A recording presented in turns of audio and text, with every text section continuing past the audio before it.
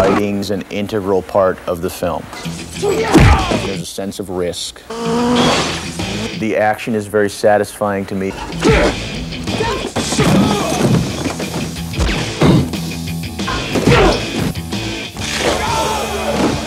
film was written for me, which was great. So I was able to become involved with the film from a very early stage. I get a real kick out of doing fight choreography. There really isn't any momentum that we're talking about. It's a dead stop and then a jump. Fight to me has the same beats that a scene has, that a dramatic scene would have. You still have the characters who are performing the fight, and the way that they are fighting and the way they react to the situation that they find themselves in has to remain true to who you've built these people up to be. The thing is about martial arts training, a lot of it is theoretical.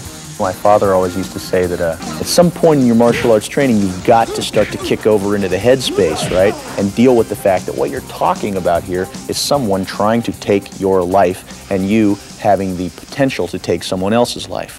I could go on for a long time about things I've learned from my father, both firsthand and from reading books that he wrote and the notes that he left, and from speaking with people who knew him. He's a very strong influence on my life. I hope they enjoy the film. I think they can expect some very exciting action scenes.